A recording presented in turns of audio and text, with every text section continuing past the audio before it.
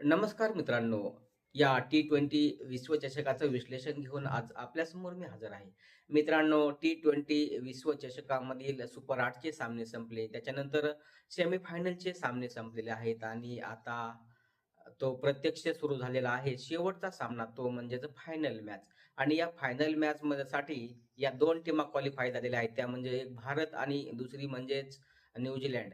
या दोन्हीही टीमा एकमेकाविरुद्ध भरपूर वेळेस खेळलेल्या आहेत आणि आजचा हा हा होणारा सामना खेळला जाणार आहे तो गुजरातच्या नरेंद्र मोदी स्टेडियमवरती हा सामना खेळला जाणार आहे मित्रांनो.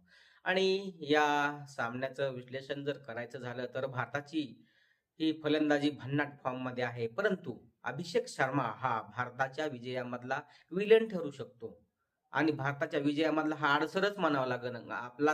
माणूस आपल्यालाच अडसर ठरू शकतो. कारण अभिषेक शर्माने 3 वेळेस शून्यावर बाद झाला. एक वेळेस त्याने 9 धावा काढल्या. एक वेळेस त्याने 12 धावा काढल्या. एक 50 सोडली तर अभिषेक शर्मा बिलकुलही चमक त्यानं दाखवलेला नाही. उलट भारतासाठी तो विलनच म्हणावा लागेल. कारण क्षेत्ररक्षणामध्ये त्याची ढिसाळ क्षेत्ररक्षण त्याने केले.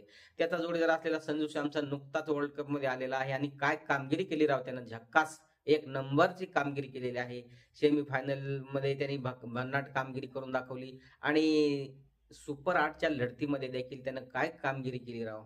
झिम्बाब्वे विरुद्ध काय कामगिरी केली. मस्त खेळला संजू सॅमसन आणि त्याच्यामुळेच आज भारत सेमीफायनलमध्ये पोहोचले असं म्हणायला हरकत नाही.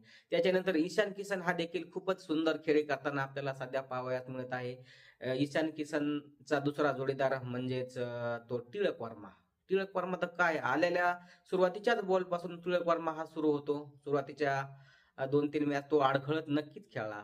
परंतु त्याच्यानंतर हा जो काय टिळक वर्मा आहे त्यांनी भन्नाट अशी फटकेबाजी केलेली आपल्याला पाहावयास मिळते. हार्दिक पांड्या तर काय आलेल्या बॉलपासूनच हार्दिक पांड्या देखील सुरू होतो. शिवम दुबे देखील युवराज सिंगचीच आठवण करून देत आहे आणि शेवटी आपण पाहितलं तर हा आपला ऑलराउंडर अक्षर पटेल हा भन्नाट बॅटिंग करतो. परंतु सध्या तरी त्याला बॅटिंग करण्याचा चान्स, संधी उपलब्ध झालेला नाही. आपली कामगिरी त्याला दाखवण्याची संधी अजून तरी त्याला उपलब्ध झालेली नाही. ही भारताची चांगली बाजू म्हणावं लागेल. कारण भारताच्या सुरुवातीच्या फळीमधील फलंदाजांनी अगदी उत्कृष्ट बॅटिंग केल्यामुळे त्याला त्याच्यावरती वेळ आलीच नाही बॅटिंग करण्याची.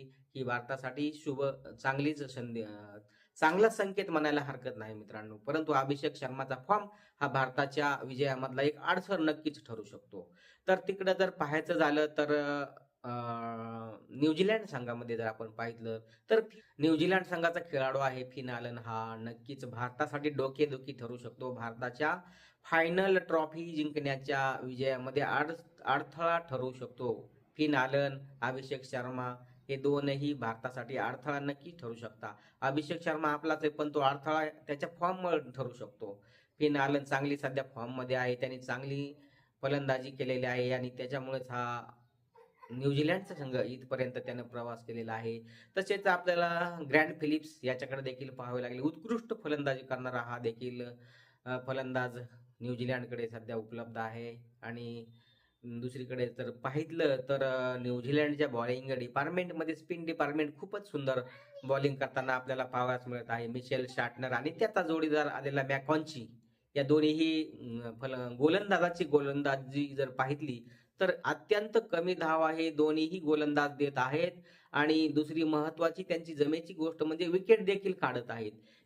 त्याच्यामुळेच समोरच्या विरोधी टीमवरती त्यांचा दबदबा आतापर्यंत देखील नक्कीच राहिलेला आहे आणि अशाच कामगिरी करण्याची त्यांच्याकडून न्यूझीलंडच्या संघाला अपेक्षा असेल मित्रांनो.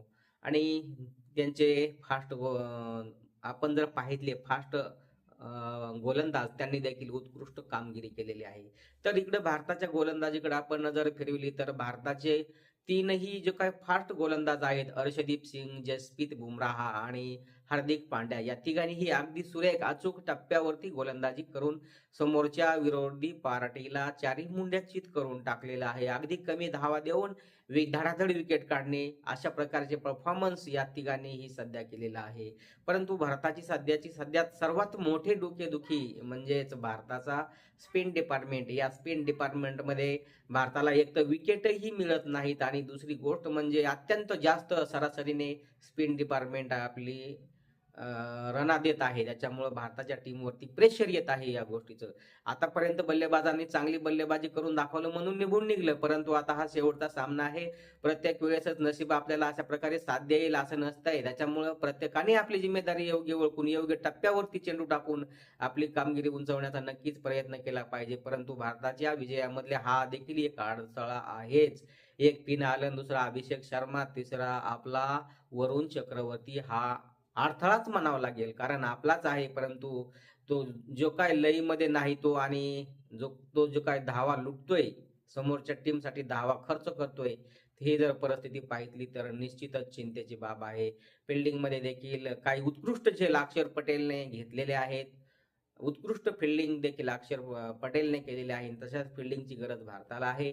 त्याच्यामुळे जो संघ या फायनलमध्ये उत्कृष्ट कामगिरी करेल, तीनही डिपार्टमेंटमध्ये बॉलिंग, बॅटिंग आणि फिल्डिंग या तीनही डिपार्टमेंटमध्ये जो संघ उत्कृष्ट कामगिरी करेल, तोच संघ या फायनलला गवसणी घालणार आहे आणि या T20 विश्वचषकाच्या चॅम्पियन ट्रॉफीला नक्कीच गवसणी घालणार आहे. तुम्हाला काय वाटतं हे नक्कीच कमेंट करून सांगा. व्हिडिओ आवडल्यास व्हिडिओला लाईक करा, शेअर करा, तसेच कमेंट करा आणि या चॅनलवरती आपण नवीन असाल तर हे चॅनल नक्कीच सबस्क्राईब करा मित्रांनो. भेटू पुन्हा पुढल्या व्हिडिओमध्ये. भारत आणि न्यूझीलंड यांच्यामधल्या फायनल मॅचचं विश्लेषण घेऊन. तोपर्यंत नमस्कार. स्वस्थ राहा, मस्त राहा, सुखी राहा.